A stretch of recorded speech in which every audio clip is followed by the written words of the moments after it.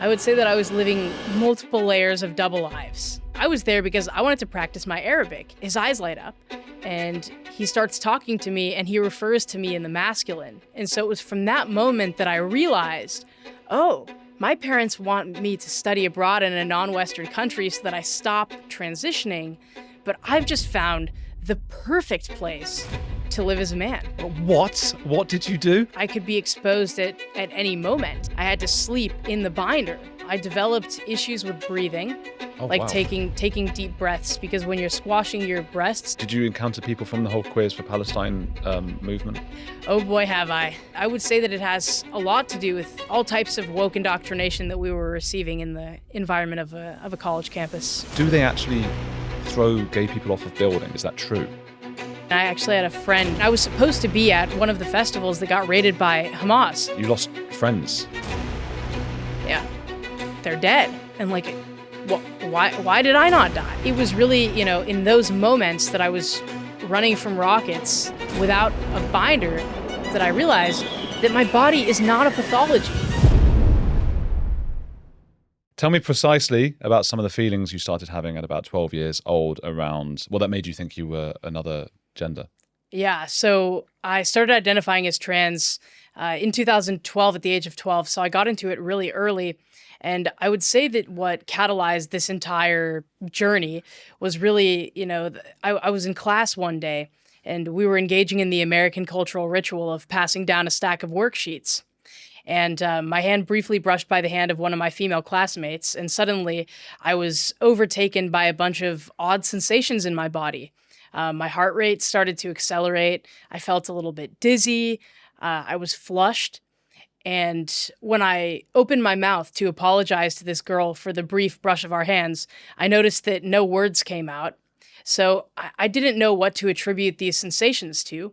And I was a medical researcher as a child. I was very fascinated by a variety of niche medical topics. And so naturally, when I started to experience these odd sensations, I went on to WebMD. WebMD told me that I could be sick with anything ranging from the common cold to one of 3 neurodegenerative conditions that would kill me shortly. Right. So I was convinced that I was dying. Oh my God. And at some point, I realized that I don't feel these sensations if I only hang around boys. So I started to exclusively hang around my male classmates. We formed like a brigade of pranksters, and we would constantly pull pranks on the teachers because it elicited laughter from the girls. And so, I was in this male peer group. We were all trying to get, the attention of the girls in the class. And I wanted to emulate myself after my male peers.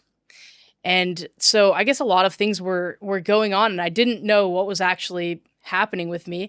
And, I started to notice that my male classmates were getting the type of attention from the girls that I wanted to get, but wasn't getting.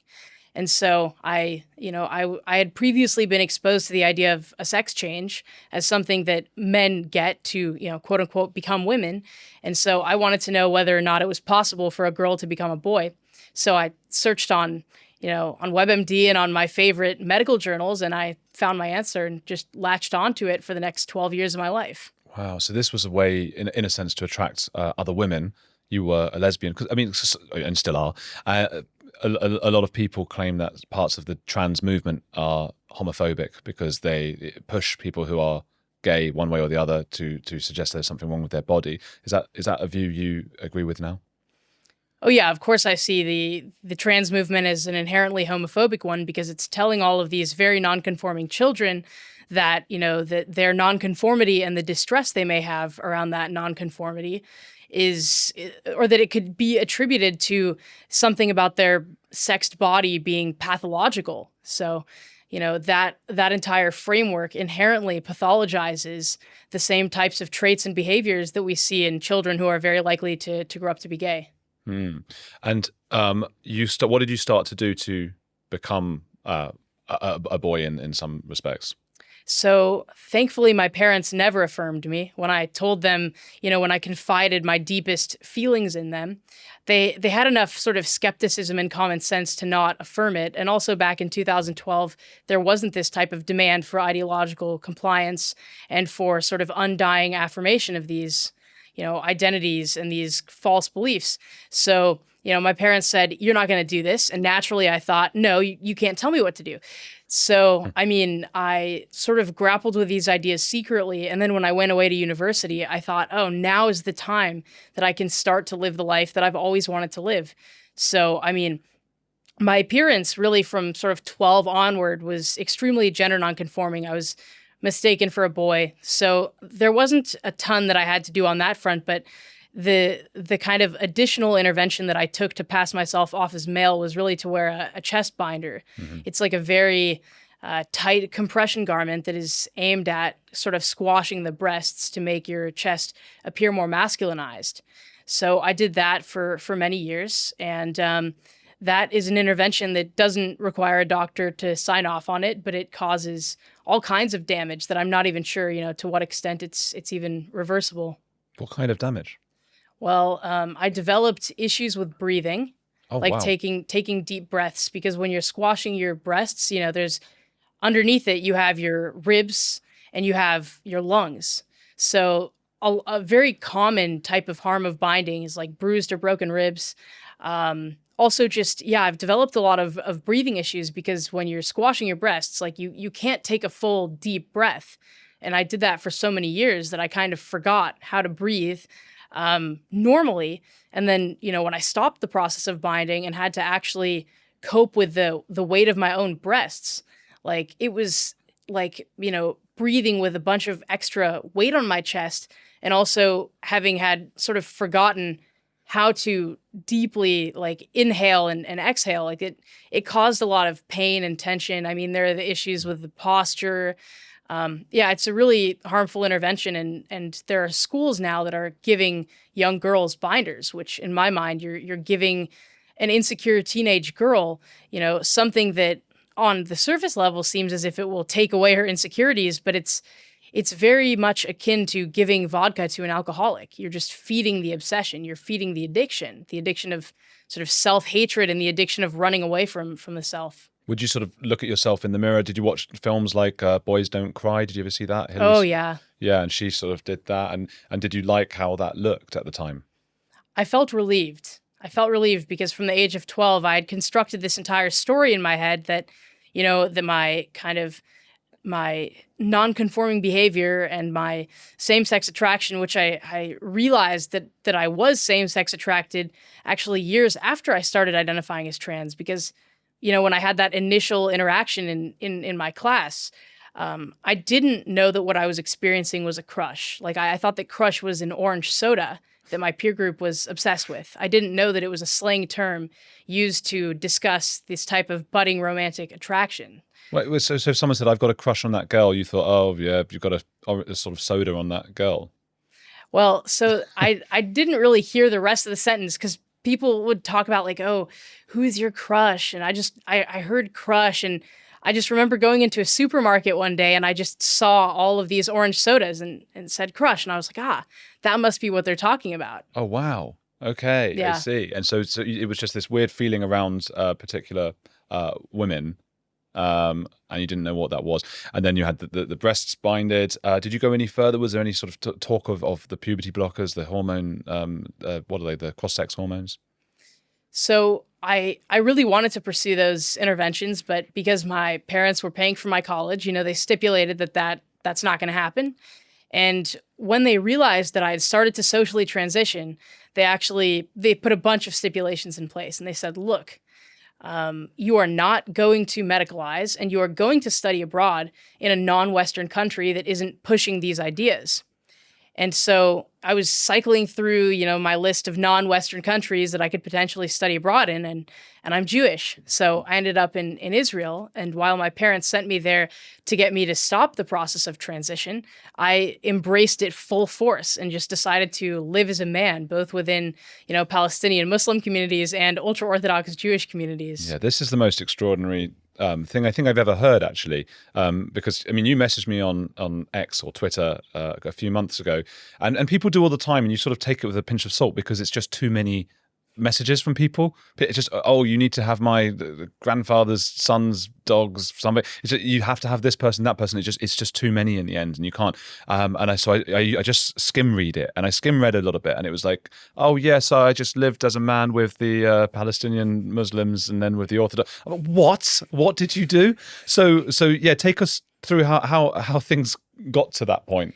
Yeah, so it actually started because I was a pro-Palestinian campus activist when I was a Okay. young person because I'd been studying Arabic since I was 12 in a program funded by the Qataris who house Hamas. Oh So God. that was the kind of indoctrination that I had received from a very young age. Wow, that's like a podcast unto itself. That could be another hour of the brainwashing you received at the hands of the Qataris. Oh yeah, it was pretty wild. Like when I think about all of the ideological forces that were just coming at me in my most kind of vulnerable, crucial developmental years. I mean, it was just one thing right after the next. But yeah, so I was a pro-Palestinian campus activist as a Jew, and there were a few of us, a few token Jews on the pro-Palestinian side. Sure. And the Jewish campus organization saw us and they kind of realized that, maybe they needed to call us in and ask us what was on our mind. And so, I had a discussion with the director of the Hillel on campus, the Jewish campus organization. And he said, and it was myself and my girlfriend, we were in this meeting. And he looks at me and he's like, look, I can tell that you're very interested in this conflict, and I just don't think you're getting the whole story. So if you'd like to come along with us to study this conflict in an institute in Jerusalem, we'll pay for everything. And I thought, cool, free trip. So I signed up, I got in. And, from the moment that I landed in Israel, I just saw all of these like Orthodox Jews walking around. And it was at that moment that I realized that I realized intimately the need for a Jewish state because I didn't even realize that there were that many of us still alive. I was kind of shocked. And so after this institute was over, my girlfriend and I had extended our trip and we decided to do some touring around the West Bank. Mm-hmm. And there was this, time when we were transiting between one city and the next in a shared taxi, and we got off at the wrong stop, which meant that we were in the wrong city entirely. So we got out, my girlfriend and I with our massive suitcases. And back in 2019, when we would have been there, Google Maps had not yet made its appearance in the West Bank. So we had to engage in this kind of old-fashioned navigation, which requires no technology other than just using your mouth and asking people for directions. So we were wandering around the West Bank with our big suitcases, and we stumble into a coffee shop. And the owner of the coffee shop notices that we're tourists. He becomes super excited, and he welcomes us in. We sit down. He gives us free hot dogs and free coffee. And as we're talking to him, I look around this coffee shop and I see, everybody around me is a man.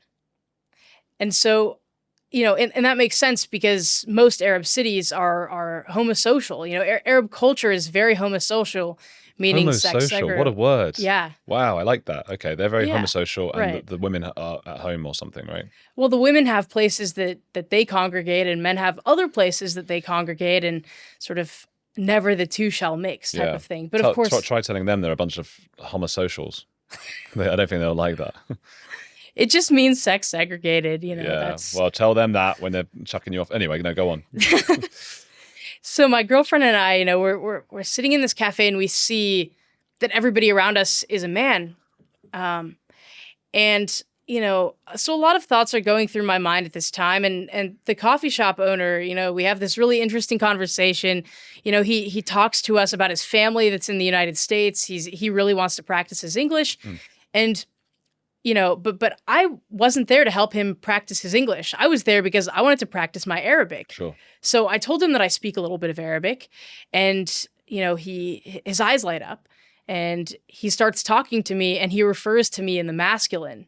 Oh. And it was in that moment that I realized that while in the United States, presenting in this way would get me read as a masculine woman, in the Middle East, where they don't have the concept of a butch lesbian, I just get read as a young guy. And so it was from that moment that I realized, oh, my parents want me to study abroad in a non-Western country so that I stop transitioning, but I've just found the perfect place to live as a man.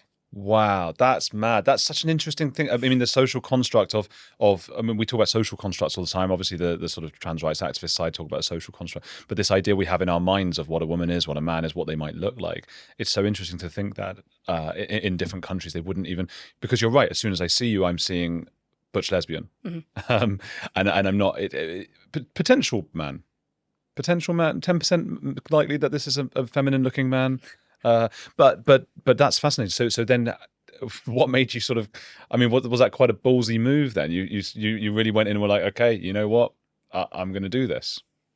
Yeah, that was the moment that I sort of realized, that I can go into these like male specific spaces and just blend in. And so later on that trip, my girlfriend and I we went to the Western Wall to pray, and that is also sex segregated environment. And I had a kippah, a yarmulke, a Jewish skull cap. I had it in my pocket. I just put it right on my head and waltzed right into the men's side of the Western Wall. And I'm greeted by this 18-year-old kid from New York. And he comes up to me and he says, "Excuse me, sir, are you Jewish?" And I told him I was. And then he asked me, "Are you above the age of 13? And I thought, ouch, because I was 19. But I told him that I was. And he asked me if I had wrapped tefillin that day. And for those who don't know, tefillin are those ritual leather straps that Jewish men wear to pray. And it's a very important Jewish ritual.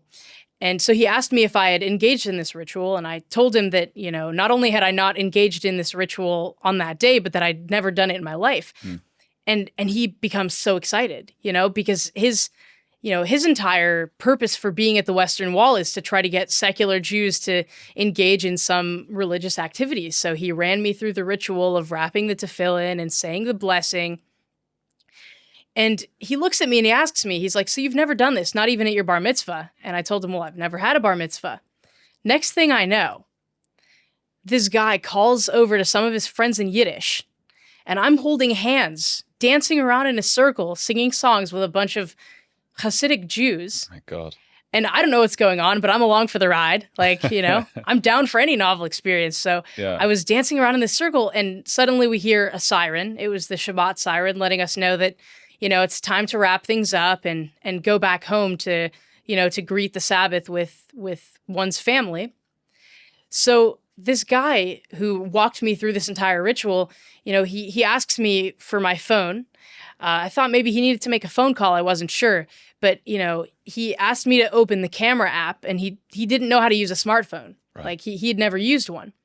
And I had to teach him how to take a picture. And he said, "Stand in front of the wall."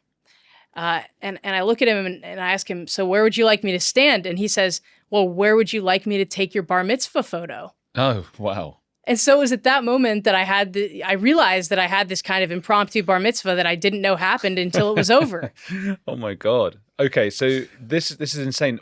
Do you think you were getting a bit of a thrill, not a sexual thrill, but just a thrill out of, like, you all think I'm a boy? Oh yeah, it was great. Yeah, I'm tricking you. I see that. That's interesting. And so, how did you end up living undercover? Because I get the impression you lived undercover with Palestinian Muslims and with Orthodox Jews. Was this at the same time or separate moments? I would say that I was living multiple layers of double lives. Wow. I was an Israeli-Palestinian peace activist. I was part of a little, peace community of Jews and Arabs and internationals, and we had all kinds of crazy events. I mean, we would organize raves in the desert. We would have international poetry nights. We did all kinds of group activities, both for kids and for adults. And so, there would be times when we would have to sort of sneak around the checkpoints because we would go into areas where Israelis weren't allowed, but we had Israelis. Or we'd have Palestinians who didn't have permits to be in Israel, and we had to find a way to get them into Israel so that we could engage in these kind of, peace activities. And so I had a lot of experiences in different, Palestinian cities. And, I've been inside mosques and I didn't have to cover my hair. I mean, I was always a little bit nervous about how to go about these activities because I was never quite sure of whether or not somebody would pick up on the fact that I was female. And of course, very few people in this peace group knew that I was actually female, and those were most of my friends. And so, yeah, I mean, it was a really interesting set of experiences where I constantly had to, navigate a situation in which I could be exposed at any moment. And there were, a lot of times when I would sleep over in a Bedouin village, and Bedouins are nomadic Arabs. And we would do a lot of peace activities because the Bedouins are very open to that. And so there would be times when we'd organize events and I'd have to sleep over in this village. And because everybody knew me as a man, I had to sleep in the binder. Mm. So, I mean, it's dangerous enough to wear that during the day, but then, at night when you don't have any kind of conscious control over your breathing and you're kind of constricting your lungs, it becomes very dangerous. But, it's only now that I realize that I was really putting myself into a bunch of risky situations where really bad things could have happened to me. And at the time, I was just young, naive, and totally unaware. You just weren't aware at all of that. I mean, because there were so many layers of this. There's obviously the pretending to be a man among these people. Who knows what, and on both sides, what they might have done to you. There's the moving Israeli Jews over to places they're not supposed to be in Palestinian areas, and vice versa. So those are two counts already. And just being there anyway in that kind of area. I mean, a lot of people would be scared to go on holiday to Israel. I know this was before. Well, I mean, it leads up to October 7th, doesn't it? And you just weren't concerned at the time. I just assumed that everything would go okay, I guess. Wow. Yeah. There's so many layers to this.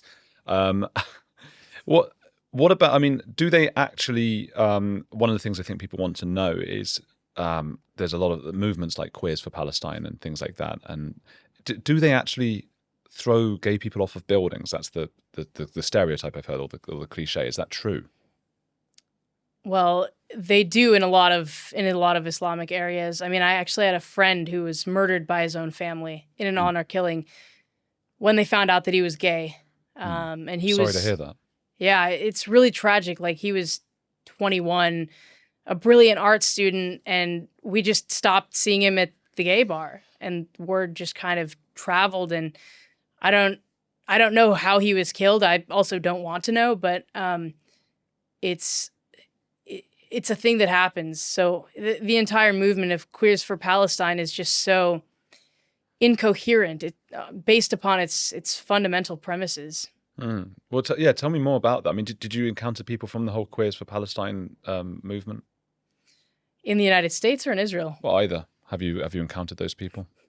Oh boy, have I. Really? Yeah, in the United States, there's a lot of overlap between like the anti-Zionist Jews and the Queers for Palestine. They just seem to be one in the same in many ways. What is that about? Is it just deconstructing life, tearing things apart? Is it? That's what I'm trying to think. Is it anarchist in nature? Yeah, I mean, a lot of these people were self-identified anarchists, anarcho-communists. So there was a certain ideological sort of camp that all these people belong to. But yeah, I would say that it has a lot to do with reconstructing and, deconstructing reality.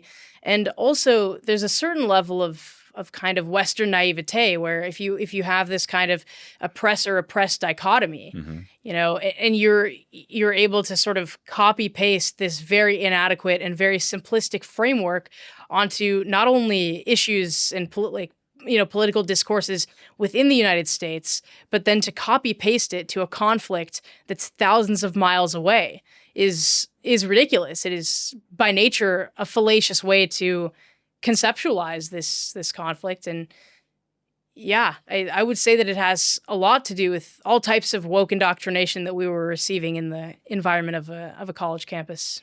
Did you ever get close to being found out by the Palestinian Muslims, Orthodox Jews?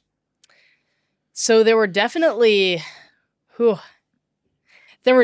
times when I was really worried that the facade was going to shatter. I mean, for a while before I'd become an Israeli citizen, I did a lot of kind of cash jobs. So I cleaned the houses of ultra Orthodox Jews.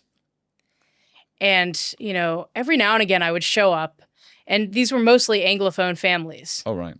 And so, you know, with the Anglophone families that were ultra Orthodox, it was always a bit more difficult to figure out, whether or not they would figure me out. Because, of course, across the Anglophone West, I mean, even within the most sheltered communities, one would expect that these people had been exposed to the idea of like a masculine lesbian. Mm-hmm. So I was quite worried, and I would show up to some of these cleaning jobs, and a lot of them required heavy lifting. And so that was one moment in which I was really worried that they would figure out that I was female because I just couldn't lift the types of heavy things that the men could lift. Right. And I was always, sometimes they would look at me and they'd say, "Oh, like you look so young. How old are you?" And I would say that, I was 20, 21, however old I was at the time. Mm. And of course, I didn't look like a 20-year-old guy. But what I've learned from my experience is that people are willing to suspend a lot of disbelief in order to not shatter their schemas of, how men and women are. Like they're much more willing to just kind of disregard obvious markers of biological sex because it would be too uncomfortable for them to conceptualize of a very, very like non-conforming male or female. How does that translate to the trans rights movement in the West? Well, I would say that, the dynamics end up being somewhat inverted because in the West, the way you see this trans movement going is that trans activists try to, coerce every institution within society and every individual to disbelieve their eyes and ears. There are these intricate kind of pronoun sharing rituals that everybody is now forced to engage in. And, the point of the ritual of saying your name and your pronouns, the way that the trans activists frame it is that, you can't tell somebody's gender by looking at them. And of course, I don't buy into the concept of gender anymore the way that these trans activists do. But what they're basically trying to, get everybody to believe is that, that our eyes and ears and our inborn mechanisms for detecting the sex of the individual with whom we are engaging or speaking, that there is something, either old-fashioned or incomplete or just plain wrong about the way that we're able to, detect the sex of an individual when it's one of the most fundamental kind of, working operations that our brains have, because it is such a fundamental thing for a sexually dimorphic species to be able to figure out, like, if they're communicating with somebody who could be a potential mate, who could be a potential threat. So that the trans movement in the West is really trying to get people to question reality fundamentally, whereas when you take a transgender existence like the one that I was living in the Middle East, you have people who have these very, very strict, gender norms or sex stereotypes. And it's almost as if markers of biological sex, like maybe hip to waist ratio, or like even if a woman binds her breasts, you can almost always tell that this person is still female based on the hips or based on the size of the hands or the feet. And what I found living over there was that people were much more willing to kind of,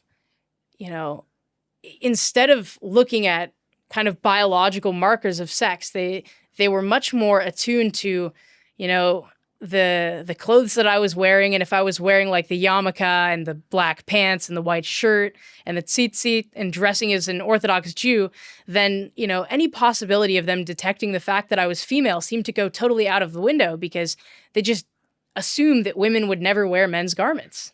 That's interesting. I think I have a vague life philosophy of, not too much of anything. Don't do too much, too much of anything is bad, but try and be a bit reasonable and in the middle of things and to understand things. And I think on this kind of spectrum that you've spoken about, if you put the sort of the Orthodox Palestinians and Israelis or the Jews and Muslims on one side and the woke on the other side, it seems like anybody in the center of that spectrum, who's not religious one way or the other, would have figured you out.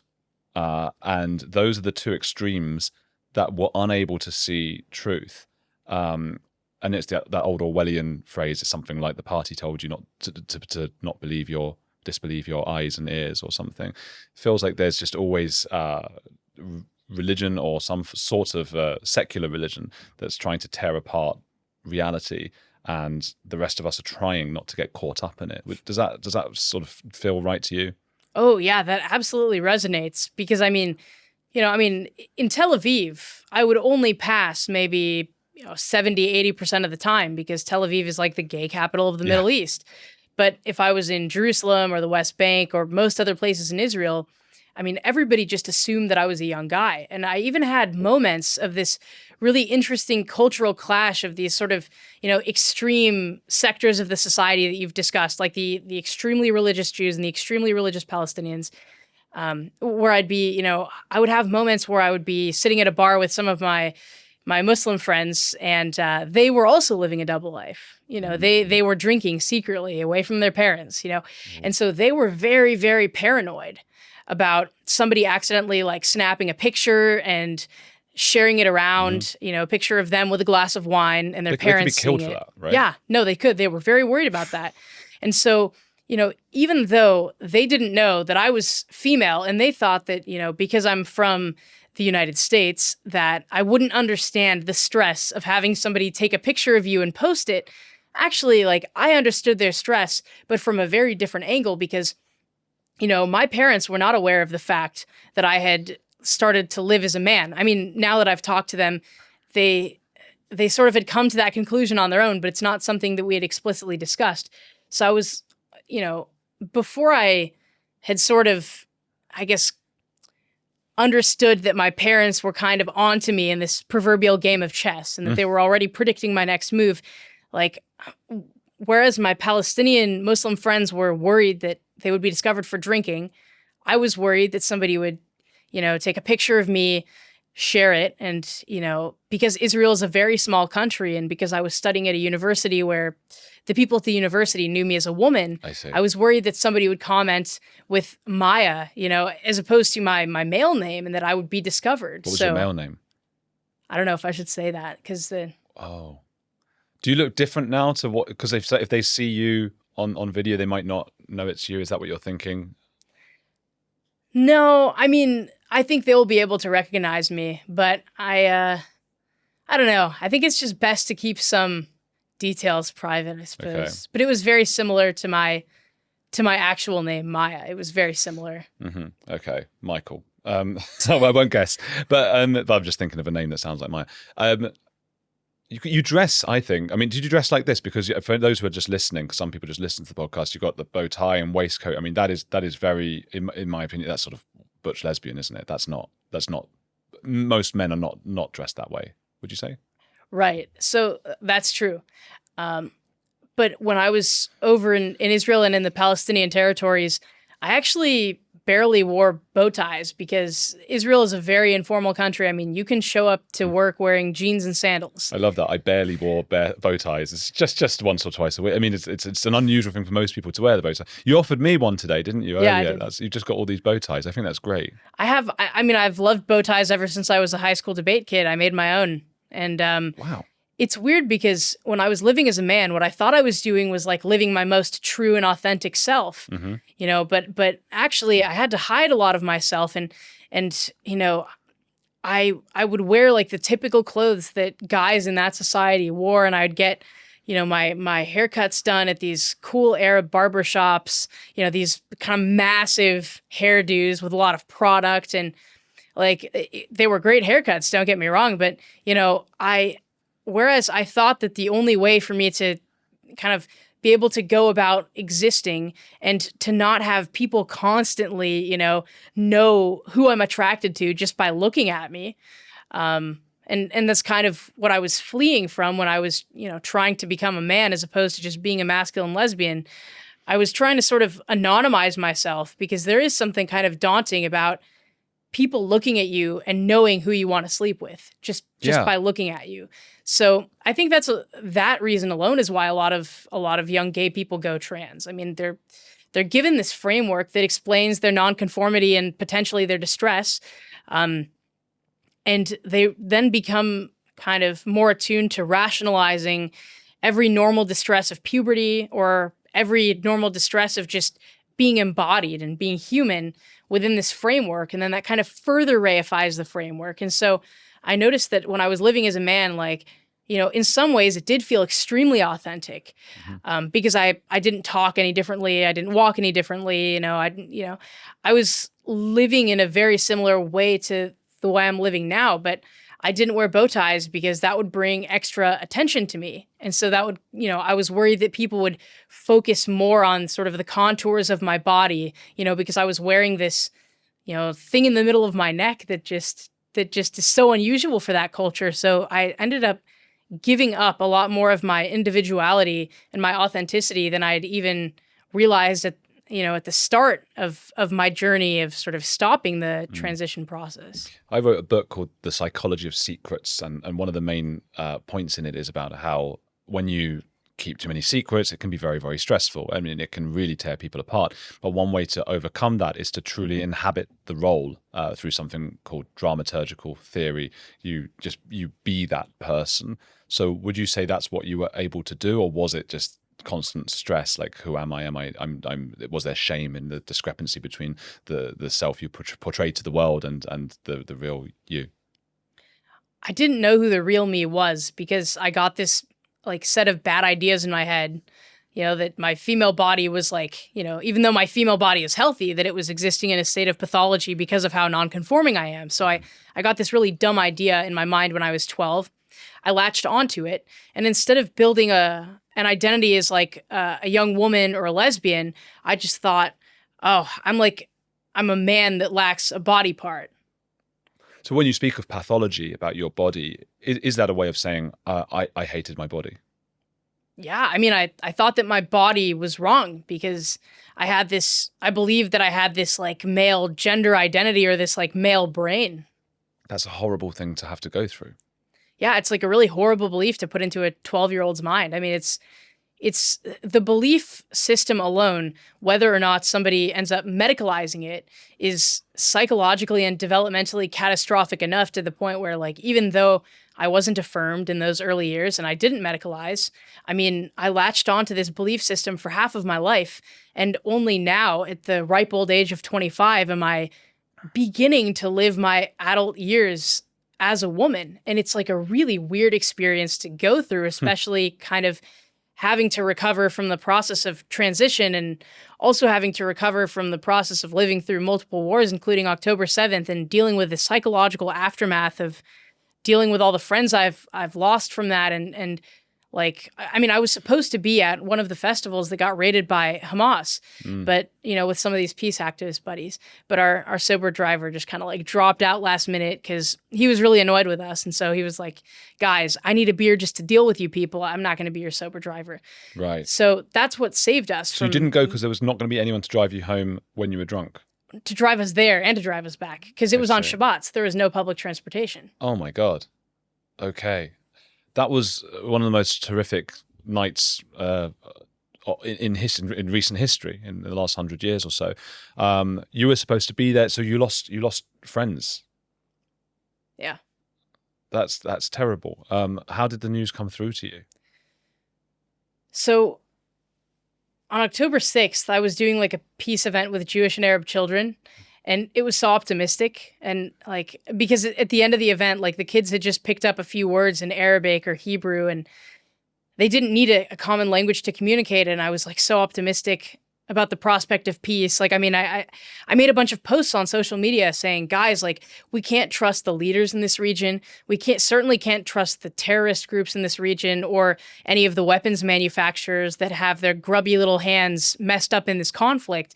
But what we can do is educate our children to understand that they are not each other's enemies, but that they are each other's neighbors and even potentially each other's best friends.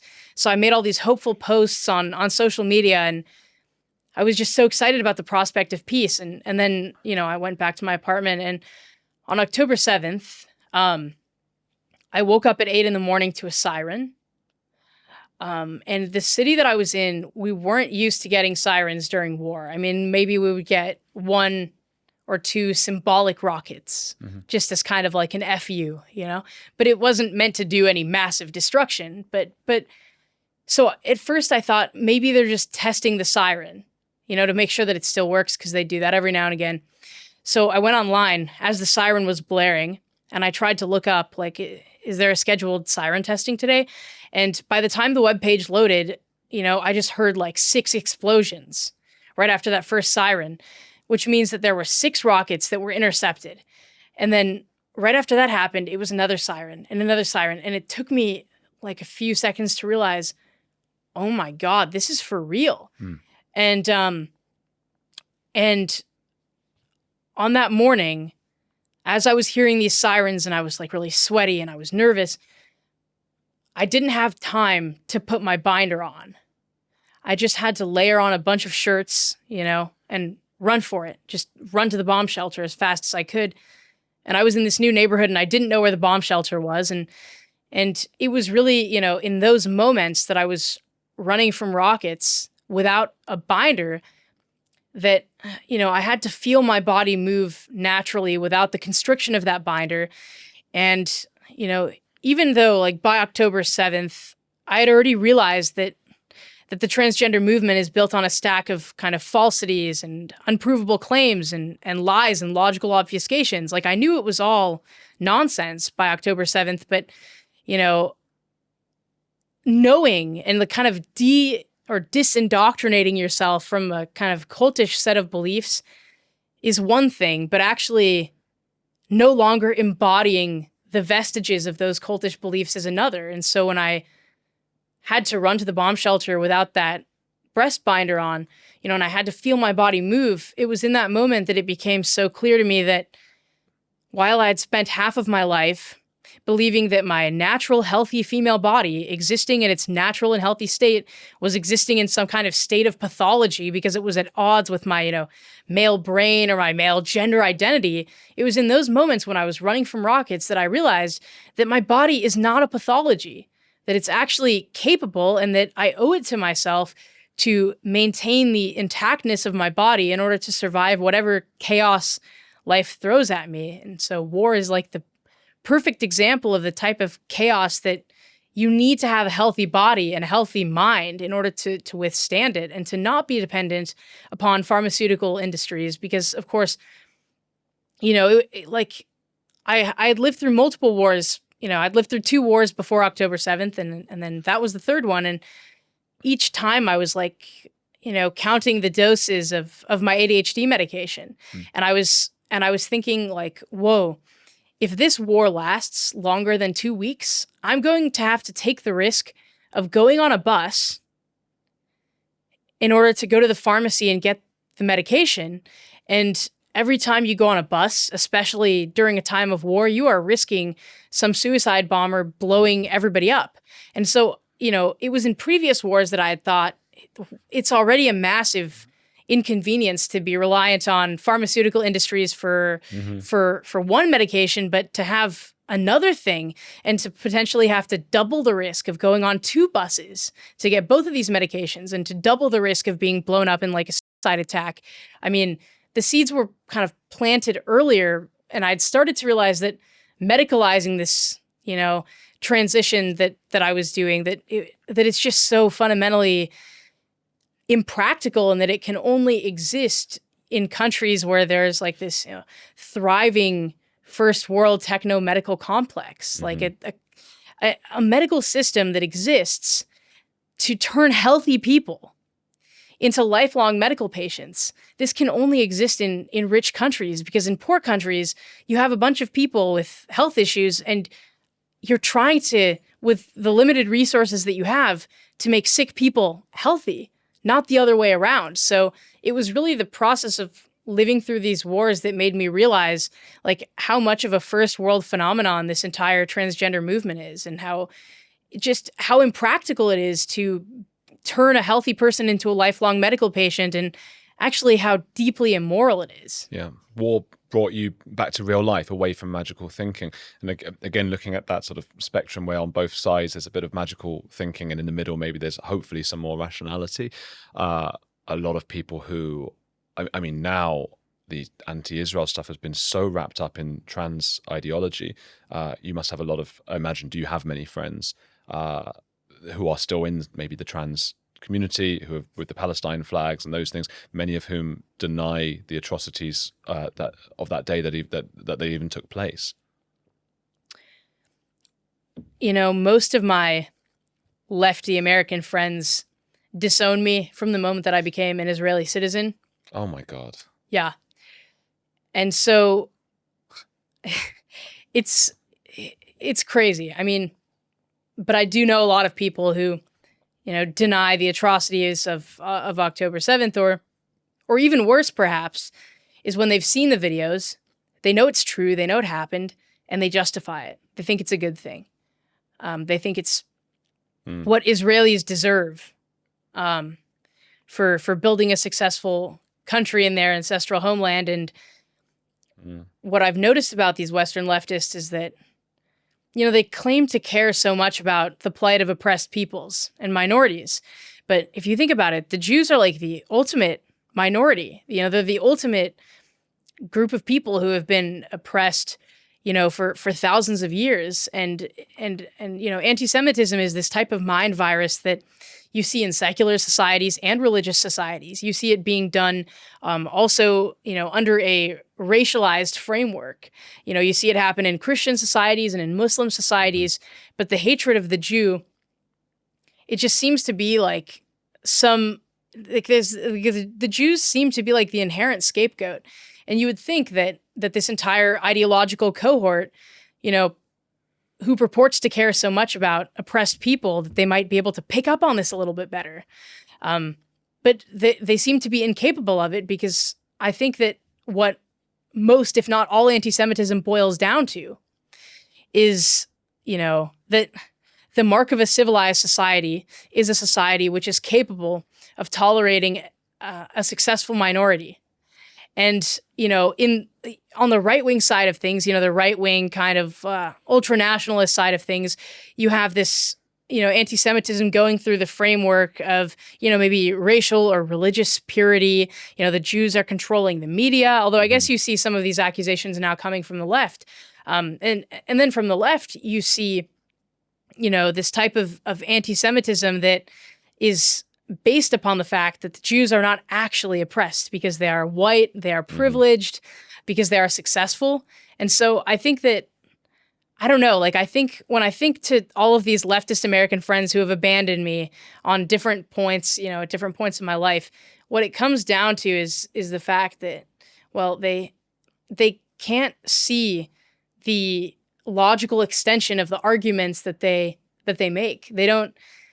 It's like we've all forgotten about the Holocaust. I don't know. Like there's just a lot. This. Do you see there was a?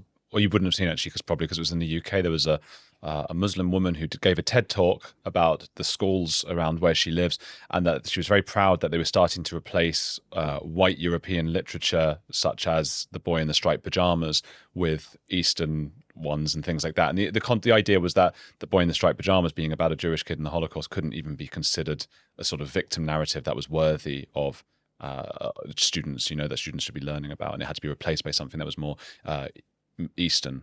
And that seems to be where we're heading. That Nova Festival, I mean, yeah, you could have been there. I mean, does that plague you, thinking about, you know, had your sober ride been there? Yeah, I think about it all the time. Like when, like about a week after October 7th happened, I was back in the States. You know, my parents just got me a plane ticket. They didn't even ask me if you want. They didn't ask me, hey, you want to come home? They just the first chance they had, they got me a plane ticket home. And I was just like super depressed, just like laying in bed for a couple weeks, couldn't be bothered to shower, brush my teeth, get up. Like I couldn't do anything but like lay in my bed and just sob. You lost friends. I mean, were any of them hostages? Did you know any of the hostages? No. And it's worth reminding people as well that, I mean, you were speaking about Israel, like, they thought it was worth, friends of yours, leftist friends, thought it was fine because they were Israeli. I mean, so many of the victims were Europeans and were there Americans? They were definitely Germans. Yeah, and there were even Arabs taken hostage. Christ. I mean, Hamas, like they saw like a Muslim family driving. I believe that the woman was in labor and they were going to the hospital. I might be wrong on that, but she was wearing hijab and they saw her and they still shot her. And she was, because they don't actually care about Palestinians or Arabs. Like they don't care. They care about their own power and they are willing to maximize, the entire strategy of Hamas is to maximize the amount of civilian casualties that they can get in an operation. And they do this by launching rockets from civilian areas and and hiding weapons in children's bedrooms and turning, the lowest level of hospitals or the kind of building tunnels under hospitals, knowing that this is going to become a military target so that they can maximize civilian casualties. I was trying to convince my leftist American friends that even if they don't care at all about the Jews, which I knew they didn't, even if they don't care about the Jews, they shouldn't support Hamas because Hamas is fundamentally very bad to the Palestinians. And I mean, they're jihadis. Mm-hmm. Jihadis don't want states. They don't like borders. They don't like sovereign states. They want a caliphate. Like, how is it so hard for people to get this through their heads? Like, if you want to have a state, just about the worst political actor that you could have is some kind of, ISIS-style jihadi group that is hell-bent on obliterating any notion of a border so that it can just expand its Islamic reach to more and more regions. Like, it's nuts. But, like, back to the question, I mean, there were a lot of times following October 7th where, everything was a constant reminder. Like, the news was always talking about it. And then I'd just come back from Israel and I had family members who wanted to engage in political debates with me about this. Yeah. And I wanted everybody to just stop talking about it because, like, once I started crying, like I couldn't stop. And I'm not normally a crier. Like, I'm actually very good at suppressing my emotions and trying to engage in rational and analytical thought. But there's, like, absolutely no way to rationalize this. Like, why is it that my friends found a ride? And at the time I was so jealous of them because they found a ride. And, like, now I feel guilty for like feeling jealous because, like, they're dead. And, like, why did I not die? Like, if I think about it too much, it's, like, psychologically catastrophic to even consider how it's possible that I was lucky, that I was, like, I don't know how to explain it. Some people say, oh, God is looking out for you. And I'm like, well, why was God not looking out for my friends? They were just as good of people as I was. We were all peace activists. That was a festival full of young peace activists. Like, what the hell? What do you get accused of being more now, a transphobe or genocide enabler?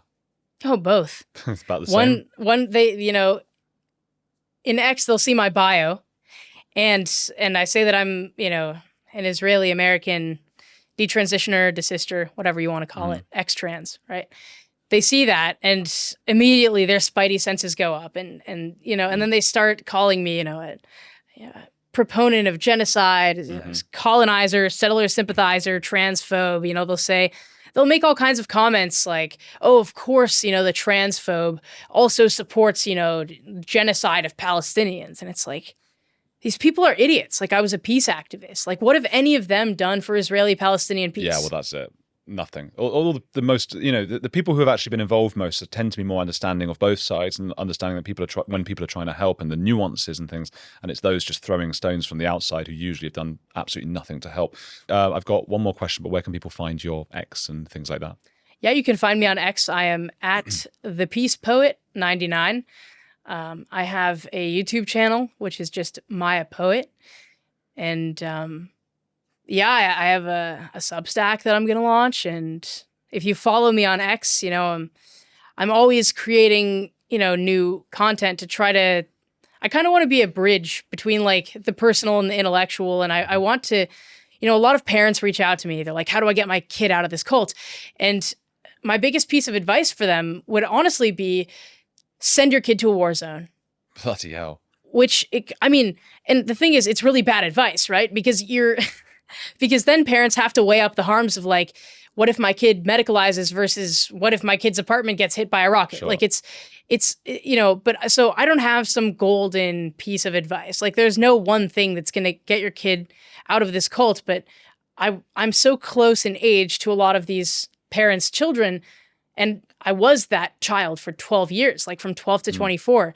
So I try to make a lot of posts about like the history of gender medicine and to try to, give parents maybe a little bit of insight about like what's going on in their child's mind. So, I talk about a lot of that type of stuff on X and yeah. Expose them to the horrors of the real world in some way, I suppose. Ground them in reality. Who's a heretic you admire? My mom. Can you talk about your mom? My mom is incredible. She is a skeptic by nature. She is highly intelligent.